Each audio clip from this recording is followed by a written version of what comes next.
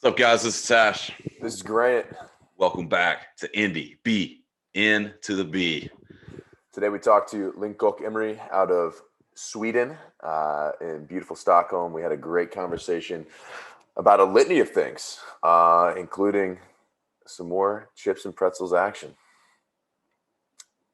Let's roll the motherfucking tape.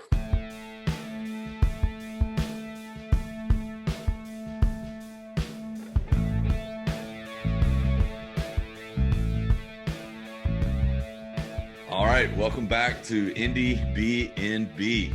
We are joined today by Miss Linn Koch-Emmery, all the way from Sweden. How are you today? I'm good. It's full-on sunshine here in Sweden, so we're quite happy here. Yeah, can't complain about that. Yeah, no, it's great weather, and it hasn't, of course, like Scandinavia, we're not really used to having good weather, and it's pretty much dark here all the time, so everyone's really happy today. Awesome. Yeah. Awesome. And you're, as we were talking earlier, you're in your studio this morning, or I guess it's afternoon for you, but in the studio right now.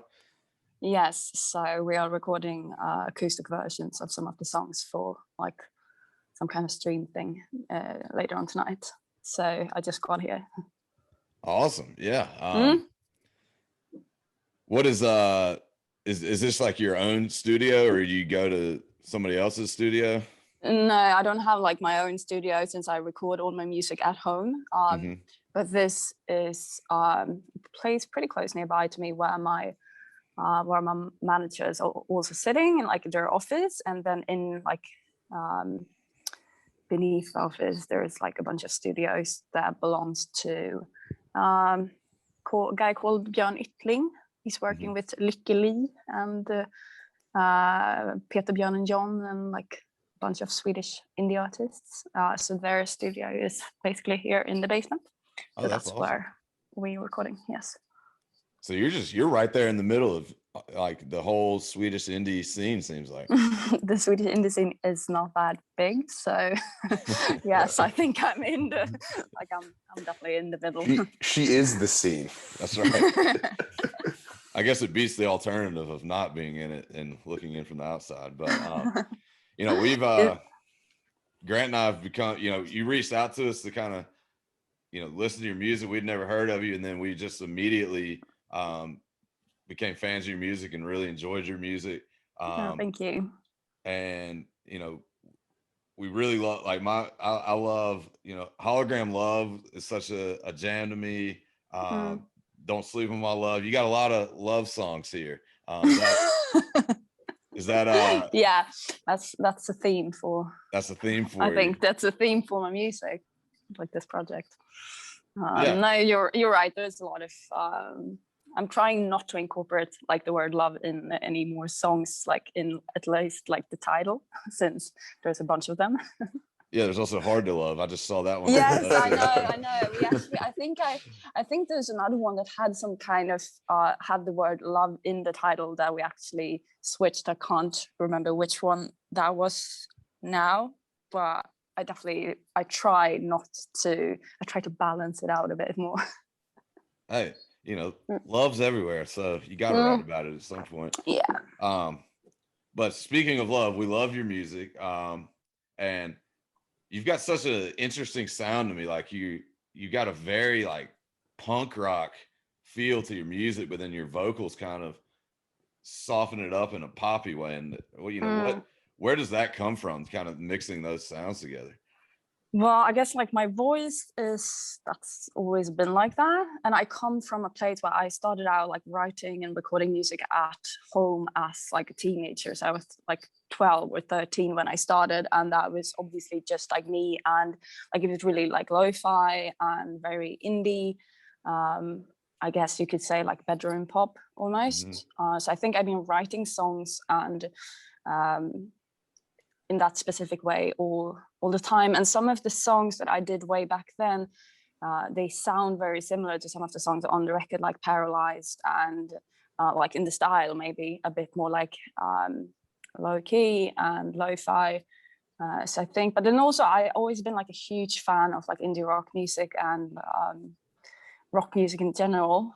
So I think growing up I was playing in playing a lot of bands and did that whole thing. And like, you know, my biggest dream was to play in a band and, you know, be kind of like Oasis or my like heroes growing up. So I think I just like kind of mix those things together a bit. So it's a bit of both. Yeah, I think I have one foot in like the rock music and one in the more like soft pop, emotional kind of thing.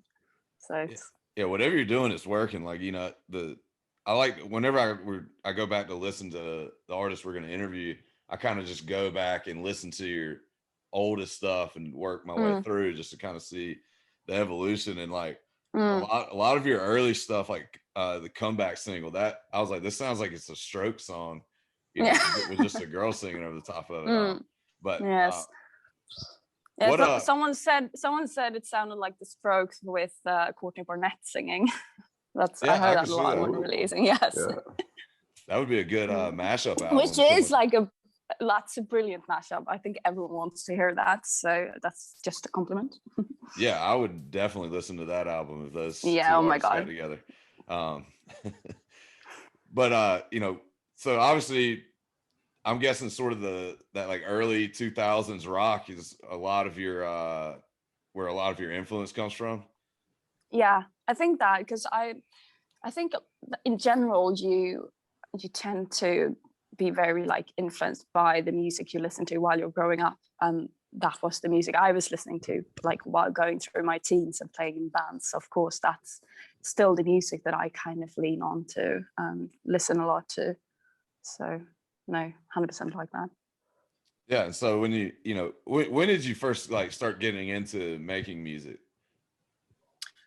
I was about like 12 or 13, so that would be like I'm 28 now, so I guess that would be it's a bunch of years ago, 15 years ago. Yeah. But then I was like a child, so. And so what, you know, how has I would assume your writing process and creative process has probably changed over the years, but you know, what does it kind of look like now when do you set out to say, here's some lyrics I have and I'm gonna put it on the music, or is it the other way around, or does it depend? It's actually, it hasn't changed that much, I think. Well, of course, like the instrumentation is a bit different now. Than I do have like a band or like musicians going into the studio and we're playing the stuff like properly. When I was younger and recorded my stuff, it was basically just me and like a toy synthesizer, and I didn't even have a guitar. So it was a very weird sound, just like a bunch of samples that I found and put together. But I think I write music in the same way. It's basically just me, very like simple with guitar or piano, writing at the same time. It's I think I've been writing pretty much the same way always. So yeah, that's normally just me at home. And you usually catch you know, sort of the instrumentation first and then, or a melody, or yeah, I do. I think what I go for is always like the melody first. I sometimes, it kind of depends on what kind of song it is. Some of the like more like guitar-y like rock songs on the record, that I kind of start with like the guitar riff maybe. So I start with like a cool sound because I'm really into like sound, building sounds with guitars, like layering and stuff like that. So sometimes I do start with just like a cool guitar sound that I like, and start to layer guitars on top, and then I write like melodies on top of that, and then after a while I do add on like lyrics and make like maybe a verse and a chorus and try to build it up. But more like the softer songs, it's straight up just I think I do like the Beatles way, you know, where you just like play chords and you kind of hum above, and then you kind of feel like where it's going. And in the beginning, it's always like, you know, nonsense. You kind of sing just words that are like sound right. So it's very different, I'd say. But sometimes also when you go through life and something happens and you kind of have like an urge to write about it, then I might start with the lyrics. But I think in general, it's always comes together. Like I don't sit down and write my lyrics and then I go and like add music on it, like to the lyrics. It's just like a process of me, like it happens at the same time, I think. I got you. So you don't really come in with like, here's the idea I'm going, like I want a song that sounds like this. It's just more whatever kind of naturally comes to you. I do try that all the time, because I think it's really cool when you have like an idea. Like I kind of want to take, I want a song that sounds exactly or kind of like has the same vibe as that song that you listen a lot to. But I think I'm just not good enough of a musician to do that, because whenever I try to do that, it just ends up sounding totally different. So and maybe that's good. Maybe just that's maybe like the golden part of it, that I'm too bad to actually achieve something that sounds close to something else. Well, I don't think it's, we were talking to a guy the other night that he said he does that a lot, where he's like, I want to go make a song that sounds like this artist or whatever. And he said, you know, he's like, I'll go and be like, oh, well, it's already been done. But he said, but when you try to go back and do it, he said, everyone just has, your brain, you know, works in a different way. And so it's just, you're never going to create that, you know, you're never going to be the Strokes, because you're not the people in the Strokes. So, you know, you're going to make your own sound. No, but then some people are, when they are like so like skilled, I think they get closer to the real deal just by have like a good ear. Because a friend of mine, he's a really good musician, and he plays with a bunch of like artists live, and so he can definitely just sit down and accidentally like copy a song from beginning to end, because he just like has that musical ear, and I don't have that. Because whenever I hear something that I like, and I'm sitting down by a piano or a guitar and trying to make it sound like that, it's going to end up way off, because I'm just like not like I can't. I think my ears are not good enough for that. I can't really hear like the way it sounds. I think I'm just like going for like the vibe more than hearing notes. Yeah, I get that. You know, one thing we always love to talk about on here is not only the music, because you know we love talking about the entire creative side of the artists we talk to, and we always like to talk about the music videos that people put out. And the one that I watched yesterday that I really thought was cool was Hard to Love. It was like a thriller. I didn't know what was going on until the end, and I was like, oh, this was a relationship in reverse. Where did that come from? It was actually, my idea was to do because of course I'm an indie musician, so we're always like on a really tight budget. So my idea initially was to make like a true crime drama. I wanted it to be like blood and be, you know, like a crime scene. But then Arthur and Lucas that directed and produced the video, they were like, well, if we're going to make that, also make it look, you know, realistic, it's going to be so expensive and we can't do that. So they came up with the idea of making like the reversed effect relationship drama instead, which in the end, I think it's great. It's way better, because my idea was to literally running from like a crime scene, or after that I killed someone. It was like very, very complicated. But no, so it was their idea, but then we kind of shaped it together, because it was the three of us working on like the video, and then Chuck that is like acting with me in the video, of course. It was like watching every Leonardo DiCaprio movie I've ever seen. I was like, what is going on? Like, this doesn't look like a real nice relationship at the beginning. And then we're just like, go ahead. Also, because I was so scared of us being, you know, just being like two straight, cute, like the cute straight couples. So it's really important to me that it had some kind of edge and nerve in it, like, and that's also like I think the fighting part, and like, you know, the bad stuff comes in there, that makes, because it doesn't get that, it's not that cute. But on like, I guess from like the outside perspective, it's definitely like, you know, we're like a straight white couple, obviously and we're like in central Stockholm, so it could be just like very, I know, I think I was afraid that it's going to be too much like Tumblr-esque maybe. So that's what I kind of thought like the fighting part would add maybe something to it. Some juice for sure. You know, one of the videos I really enjoyed was R.I.P. Linn. And it was, you know, you literally playing a concert to a bunch of you. Yeah. That are dying. Take me through the creative process there. The video is like the same team that did Hard to Love did RIP. So I kind of wanted the videos to kind of have like the same aesthetic and vibe to it.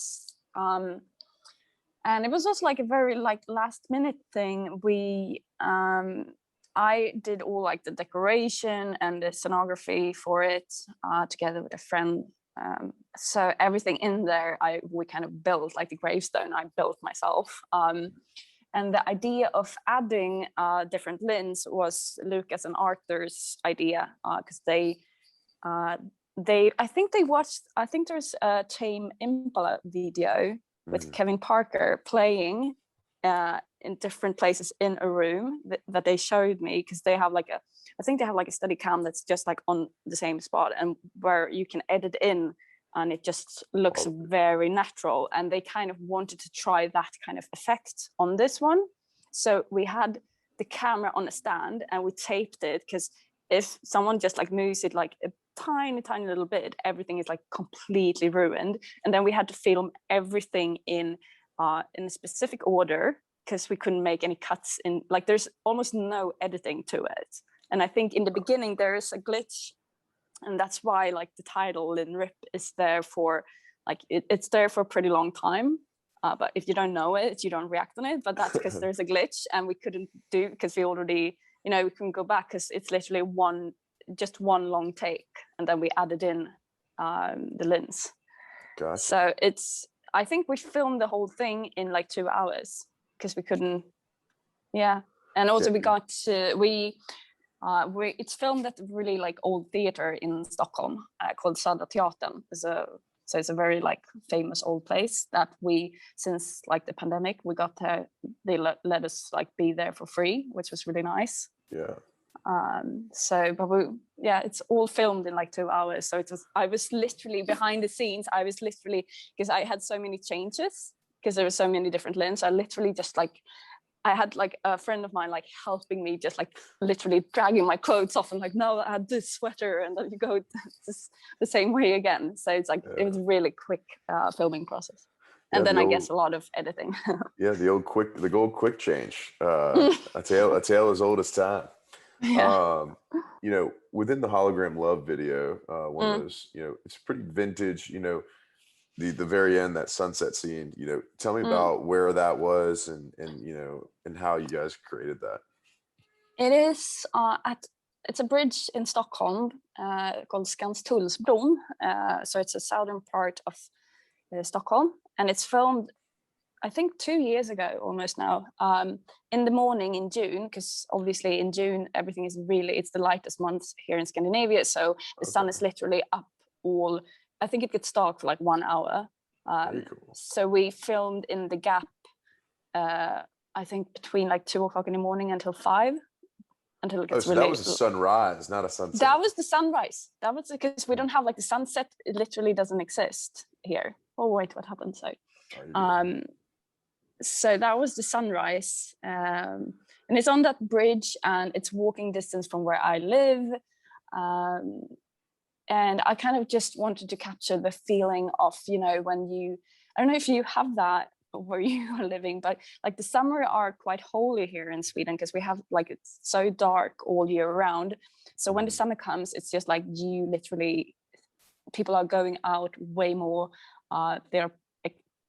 I think people are drinking like 7 days a week, because it's just like you kind of just want to take care of the time you got while it's light, because it's going to be like dark for another year after that. So it's like our highlight of the year. And I kind of wanted to capture the feeling of being, you know, when you go like to a party and you walk home in the morning and you're kind of like disappointed maybe with how the night ended. And so that's like the idea behind it, I think.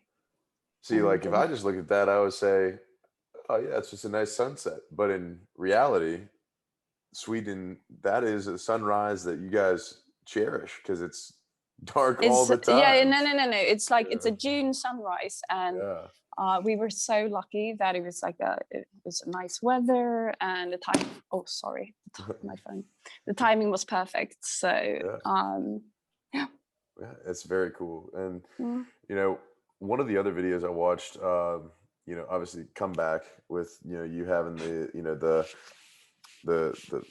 banner on the soccer goal, and then you're holding the flare at the end. I mean, like, you know, what's the story behind that one? Well, it was my first video. We filmed that, and I think looking back at that, I was because that was before like the whole like Linn Koch-Emmery music project actually had like any idea. There was like I had no idea what I was supposed to do. I just like released that song, and then a friend of mine worked with television, and she's like, okay, I can let me film your first music video, because she wanted to have more on her resume, so she did that for free. And we went out to the suburbs of Stockholm, and I think we didn't have like I had the idea of like painting my initials, and I also wanted to be on like like that soccer field or whatever. Yeah. But most of the stuff we came up with while sorry, Good. it's my headphones. Yeah. So yeah, because everything in this that really reminds me a lot of like the start of the whole project, and everything was so fresh, and I didn't really know what I was doing. I was just like happy doing stuff, I guess. Well, that's cool to have that, you know, progression live on, you know, be there, and you can see it, you know, as your videos get different. Yeah. You know, for us, the expression in the video is like kind of like a secret chapter at the end of a book. Like you can listen to the song, but then when you see exactly visually what you were trying to go for, you know, it just enhances the experience. You know, definitely with, you know, I'm sitting here looking at, you know, Hologram Love, and I see the sunrise, and I think it's just there's just another element to it. So, you know, we appreciate the videos. One video I saw you have on there is a festival video, you know, which kind of leads us to, you know, ask about, you know, a Linn Koch-Emmery show, and then also, you know, when are you know, are you guys beginning to tour? What is that looking like in Sweden, and how's everything going on that front? Well, I think we're a bit behind on the vaccine, because I feel like you guys are way ahead of us there. I think I haven't got. Have you got your shots yet? Yeah. Yeah. Okay, Both. well, I haven't. Oh my god, I'm so jealous, because we like my mother got her shot, like that's the age group that's gotten it here. So we go from like age just like down, and I'm like the last one to get it. So, but I think I'm gonna get my first in like July or something. Okay. So I think they're talking about opening up for shows in like August, September. Okay. And also the thing is, like I'm scheduled to play to tour in the UK in September, so I'm really anxious about not making it. Kind of depends on the vaccine thing. So that's I have 1 week of shows in the UK in September, and then I'm going to Germany and Austria to play shows in I think December. Very cool. Yeah, so that's those shows will be fine, but that like the UK ones, I'm a bit scared, afraid of that one. Gotcha. What did you do to you know, this has been a running theme for us because we're a pretty new podcast, so COVID's been a huge discussion throughout this whole thing. You know, what did you take advantage of COVID to find ways to write, or was it just a miserable artistic time for you? You know? I think it's more been, I would love to say that I've been taking the opportunity to write more songs, or, you know, record more songs, but the answer is no. I think I've been, I feel like I've been working a lot with like the record, of course. So I was, I guess, in a way kind of lucky that I recorded half like the record before the pandemic, and then the pandemic hit, and then I kind of just recorded last songs and put everything together. And I kind of felt like there was no rush really before, because since like my kind of like, if you are in like the indie genre, you kind of touring and playing live shows are like an essential part of like your artistry.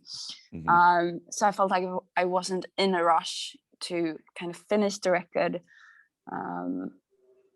And so I've been like, the answer is, I guess I've been working a lot on the record, and also with the whole, I'm doing all like the visual stuff for it as well, like myself. So I've been like designing the whole like LP, the artwork, and so I've been working a lot with that, and of course like writing a bit as well, like new songs.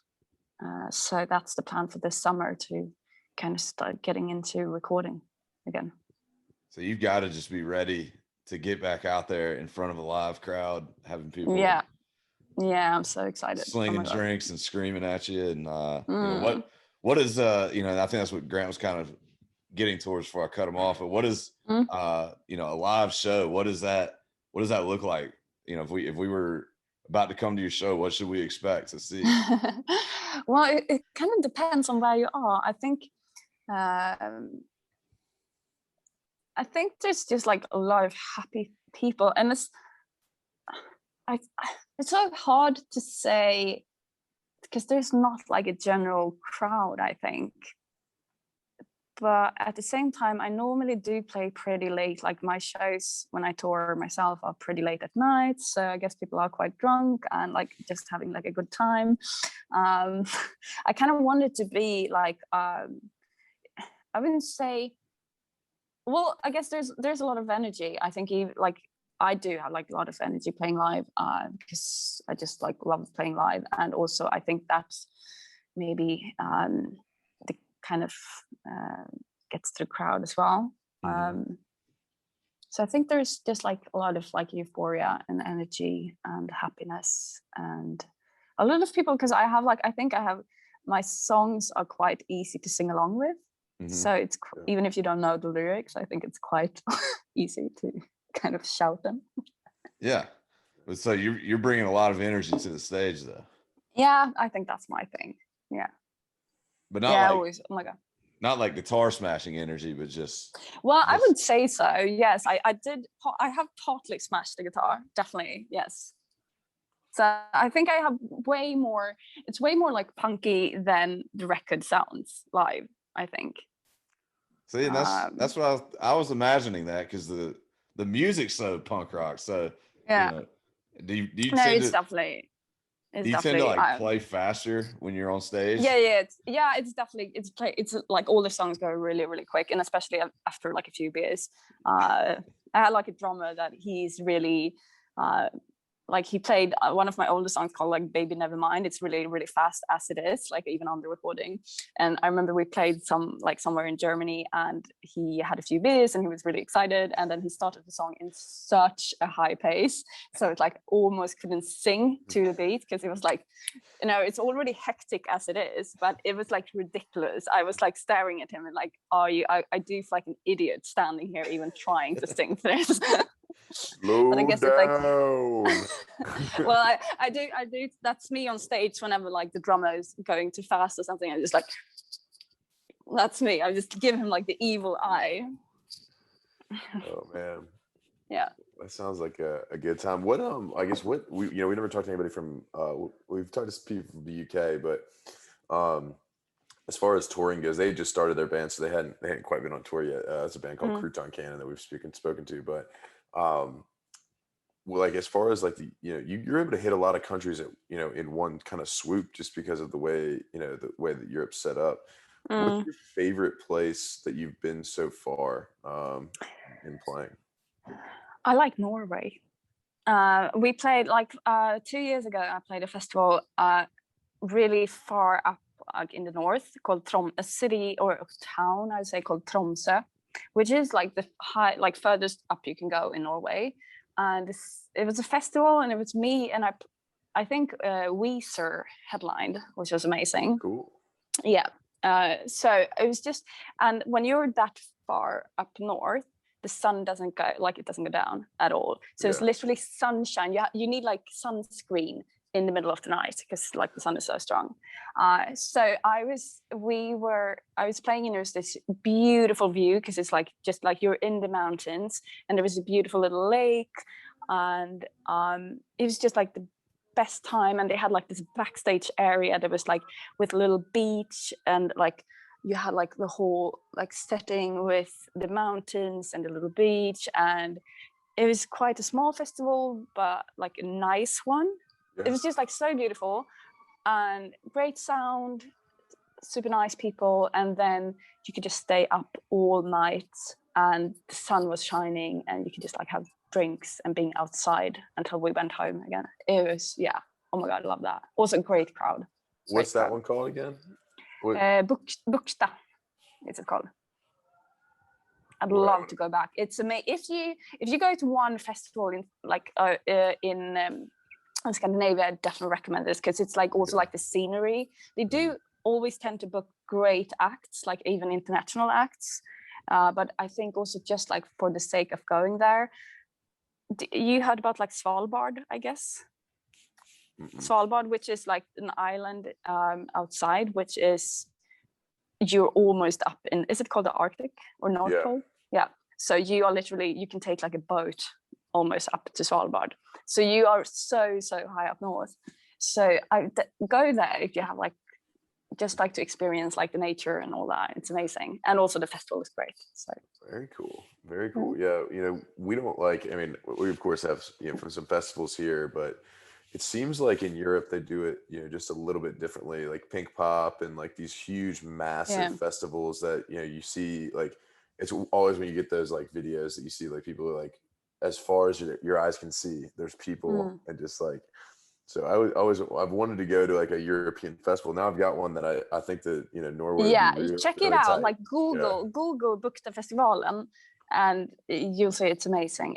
I was mind blown. I've never been to a place like that in my whole life. I was so thankful that I got the opportunity to play there. It was amazing.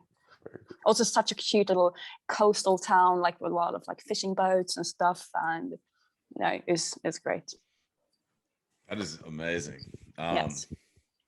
Yeah. So we are in America. It's getting close. Like like Wolf Alice just released their new album yesterday, and I bought tickets to their show in November. Yeah, so they're playing in the States. Yeah, they're coming like in the fall. So I bought their last show is here in Atlanta where we are, and it's like I just bought that. So we're getting so geared up to get back to live music, and it's just a Grant says it's going to be a renaissance of just that. I think so. It's going to be a new era of just going to shows because people, you know, we missed out on it for a year and a half now going. So you just have a greater appreciation for like. Definitely, I feel like that here because every artist that has released like tour dates and stuff, I think like tickets are selling very fast, and so I think everyone is just like so excited. Also, we have like this festival in Sweden called Way Out West, and they just like announced a bunch of like artists in the lineup for next year, and I think it's almost like sold out already. Wow. So I think people are so eager to just, you know, go to live shows, watch concerts, and go to festivals again. That's cool. What well, yep, lost it. Don't remember what I was going to say. What does hologram love mean? That was my next question. Yeah. I don't know. The thing is, it has a funny story because it's like I think the original title was Knives. I don't know why we switched from that. Was Knives like? Knives, yes. That was the working title on it, and then we switched because I think I'm singing it in like the second verse, so I just had to pick something else. I don't know why I didn't want to keep Knives. I don't know. You wanted Knives for later when you dropped your Swedish black metal album. Yes. Yeah, no, I think because it was literally called Knives. Even it was actually supposed to be released like a few years ago because it's a quite old song. And I think when we uploaded it the first time to Spotify, then we took it down, like, so it was never released. But the first time it was actually called Knives. Maybe I thought it was a bit too like brutal to such a like nice song, you know. So, But it's like the demo is still called Knives. So like you're on when you go back on tour and you've got your set list and you're writing it out, are you writing Knives or are you writing Hologram Love? I'm definitely writing Hologram. But a lot of like the working titles, sorry, I'm just gonna get my charger, are very different. Like normally all my working titles are pretty weird. It's just like and like a lot of like just a bunch of letters, or sometimes I do call them like, I think I found like 3 of them yesterday that were called Death randomly. So it was like Death 1, Death 2, and Death 3. You're kind of dark. I fucking love that. Okay, so guys, I'm just going to charge my little phone here so I can lose you. Yeah. We appreciate that. We had a guy from Alaska, our boy Medium Build. His name's Nick. And Nick we're having a great conversation, and his phone got too cold in Alaska, and it froze. So he couldn't call us back. I'm not sure if I know where Alaska is. It's across the street from Russia, and up there, like in Canada. Like, so like if you're looking at a map, it's like the top left, and we own it because there's a lot of good stuff up there, like Medium Build. And our buddy Ed Washington. There's a ton of good.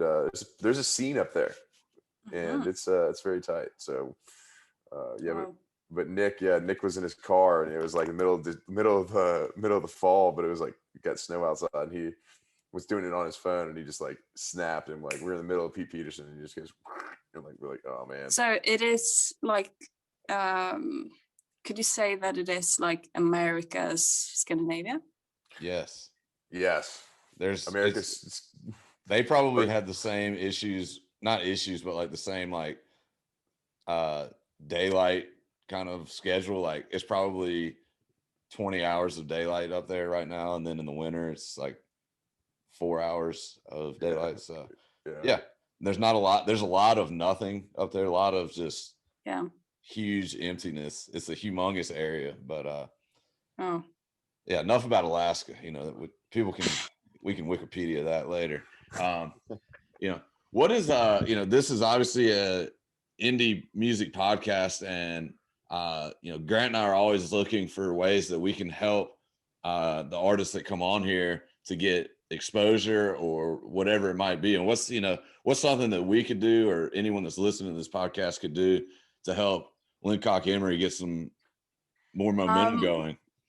Well, I think it's with this kind of music, it's always like really important to just, I think as long as you're listening to the music and you engage in the music and you kind of take care of it, just be like a good supporter, and I know, buy tickets to shows and that kind of stuff. But I'm just like really happy that people are listening, and it always means a lot. And also, I guess just like, tell people if you like a song, send it to someone else, that kind of, organic kind of way of like sharing stuff you like. I think that goes a long way. I try to do that whenever I go find something that I really, really like. I just like, send a song to someone that I think might like it.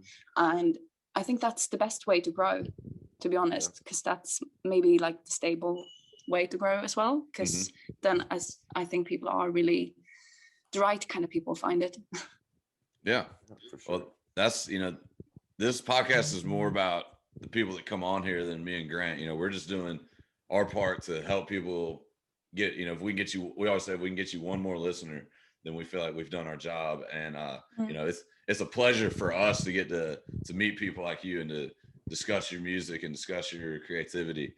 So it's awesome being able to expand this much, that we're here in Atlanta, Georgia, and you're in Stockholm, and we're sitting here talking. So it's just very cool for us. So it's very cool for me as well. So well, you've got 2 new fans here in Atlanta, Georgia, in the United States of America. So you can at least say that your music spread to a different hemisphere. And hopefully you can come to America and play some shows, and we'll find our way there because we love your music.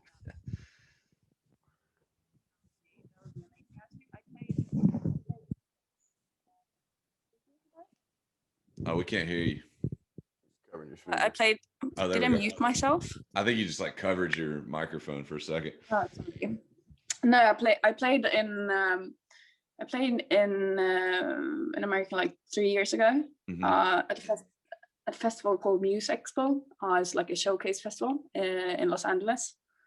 But that's the only time I've been playing in the States. But I do have like a lot of friends that are playing in bands in the States. Mm-hmm. That I occasionally met on tour in Europe. Do you know a band called Whitney? No, I don't think I did. Like a folk, like a little bit folk indie band. It's like Unknown Mortal Orchestra, the old members of the band that started a new band. I think you might heard like one of their like most famous songs it's called like No Woman. It's great. You should check it out. You said they were part of Unknown Mortal Orchestra before? Sorry, did you? Which band did you say they used to be a part of? Whitney, the band I'm talking about that I met. I must have just misheard something. Never mind. No Woman by Whitney. We will check that out for sure. Yeah, without a doubt. From Chicago, I think. Okay. Where are some places you'd like to go in the United States? If I'm saying, hey, you have unlimited money and you can go wherever you want, what are your top 5 cities in the U.S.? Well, can I? It's not. I've been to a bunch of cities when I was younger. I really remember I liked. I think I liked Chicago, to be honest. But then also when I was younger, I spent a year in like Toronto. So I really like Toronto, and I think I don't like Buffalo, but I spent a lot of time in Buffalo. Oh, Buffalo. Buffalo's it's a different town. Buffalo's a different town. They love the Bills. Well, the thing is, I was there. I've been there a lot, but I never saw people. People are not outside because I was literally by myself. It was like a ghost town. It's just like walking around the streets and then no one was there. I went into like a cafe and it was literally just me there. It was like, Truman Show kind of. Maybe you were in Truman Show. Maybe you were not in Buffalo. Maybe you were somewhere like. Well, I do know that I crossed the border from Canada and I ended up there, so I'm pretty sure I was in Buffalo. All right. So basically, the tour right now, as it stands, you're flying into Chicago. You're hitting up Toronto. We're skipping Buffalo for sure. And then, I mean, logically, it sounds like, where else do you want to go? Are we going to New York City? Well, of course, I wouldn't go to where you guys are. So Atlanta. Atlanta. And I have friends that live in LA, so that would be fun to visit them. Okay, stop. So the food is really good there as well. So LA, and where else should I go? Austin. Seattle. Austin? Seattle. Austin. I'd love to go to Seattle. That's like Kurt Cobain town. So yeah, we got some. We've interviewed several bands from Seattle, so we can link it up. Get you right in there. Get you right in. That's awesome. No, it feels like a musical town. Also, like I love like sub pop and like that kind of thing. And I guess they're from Seattle, right? Yeah. It's always raining. Yeah, it's always raining there. So instead of being dark out, it's just raining all the time. But where is it? Like, where is Seattle? Is it in Washington or like what state? Yep, Washington. We have 2 Washingtons. We have DC, and then we have like the state, which is up in the Northwest. So DC is like our capital. It technically is not a state. I've been there because it has like there's a park with a big like pole in it. Yes. Yeah. The Washington Monument. Yeah. The park with the big pole. Of course. Fuck yeah. That's awesome. I've been there. Oh man. Well, that's awesome. Well, we're getting pretty silly here, so I want to go ahead and get even sillier with old Pete Peterson's party pack of questions. Mr. Van Doren, do you have anything else you want to add? Ask the lovely Linn Koch-Emmery. No, I need to see what she knows about pretzels. So, oh, dog, we're about to get into it. We're about to get into it hard here. All right, so Linn, Pete Peterson's party pack of questions. It's 20 questions right in a row. It's rapid fire. Rapid fire. Not gonna be that hard. All right. So let's kick it off here. Cake or pie? Is there a difference? Yes. What do you like better? Cake is sweet, right? Yeah, cake's sweet. Well, cake, of course. Okay, so but pie's also sweet. So I mean, No, pie is like food, like more, with. Oh, you're thinking like meat pie. No. There's like fruit pies that we have. Oh, I don't like that. So no, definitely cake. Okay, she's cake all the way. All right. I did some research and learned about crisp bread. So do you like crisp bread better or pancakes better? Sorry, crisp bread or pancakes? Oh, pancakes definitely. But in Sweden, our pancakes are very like thin, so it's more like a crepe. Okay. Which city's better, Stockholm or Lund? Lund. Of Stockholm, of course. Stockholm. Okay, so Lund, kind of like the Buffalo of Sweden. Lund is a student's town. Okay, it's college town. It's a university town, so there's not a lot of things going on there except there's a big university. Okay, very cool. You like waffles or bacon more? Waffles, I think. Waffles, okay. They're two different things, though, like very different. I know, these are really bad questions. Dogs or cats? Dogs. Yeah, we've seen your pup on Instagram. I've been looking around. White wine or red wine? White wine. White wine. All right. Avicii or Swedish House Mafia? Oh, Avicii. Avicii. All right. Robots. Would you rather do the robot or the worm if you're at a party? You know, the dances, the robot or the worm? I think I definitely do the robot. I am not athletic enough to do the robot. All right. You like wearing pants more or shorts? Pants, yes. Pants. It's cold in Sweden. Chicken meatballs or chicken tenders? Oh, I go with meatballs. Meatballs, okay. Donuts or toaster strudels? What was the second one? A toaster strudel. Is that like a German bakery kind of? No, it's like a Pop-Tart. It's like a Pop-Tart. We don't have that here. No, it's like I don't like those. I had one. No. Donuts. Yeah. All right. Is Bigfoot real? No. Okay. Is Love at First Sight real? No. I got another one. All right, bagels or Pop-Tarts? Bagels. Would you rather have a night in or a night out? Night out. Night out.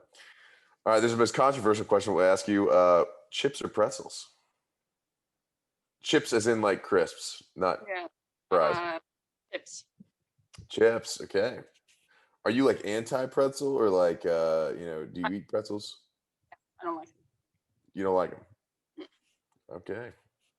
There's something about the indie community. They don't like pretzels, or they don't like pretzels for some reason. And we don't dry. know. Right. Well, you ever had a big pretzel though? That's yes. Soft? I know. They're still dry. Still dry. Okay. You like sunrises more or sunsets? Sunsets. Awesome. Tea or coffee? Coffee. Would you rather be a ninja or a pirate? A pirate. Yeah. All right. Pirate's life for her. And finally, the final question of Pete Peterson's party pack. What are some bands that we don't know that we ought to and that we ought to be listening to? and maybe you can put on some of your friends, some local artists. Maybe you probably have to spell them out for us because we don't really have the same alphabet. No, exactly. Do you want me to take like Swedish ones? Whatever you think. I would recommend that my sister has like my sister is a musician as well. She has a really good project called Scout. Scout. Yes, and she lives in the UK, so yeah, you should definitely check that out. She's good. And then what else? I think there is an American band that I think they're called The Dig, and I really like them. Have you heard about them? The Dig. Have not. I think they're from New York. I love their album called Midnight Flower, something. And I think it's so underrated because to me it's like literally one of the best records I've heard, and it's just I think they have like 40,000 listeners a month or something, so they're really it's kind of small in that sense. But yeah, so that is definitely you should like check it out. All right, so Scout, who is your sister's band in the UK, and we got The Dig with their album Midnight Flowers. Yeah. Midnight Flowers seems like a really tight like if you were looking outside your window in New York and you got like some flowers on your like fire escape. I can see that being nighttime. I can feel that. Yeah, what even is a midnight hour? Is that a thing? I don't know. No, maybe it was the thing you just said. Yeah. Well, anybody else you'd like for us to check out? Because a lot of times what happens is we check them out and then we tell them, hey, Linn Koch-Emmery sent us, and would you like to come on the podcast? So.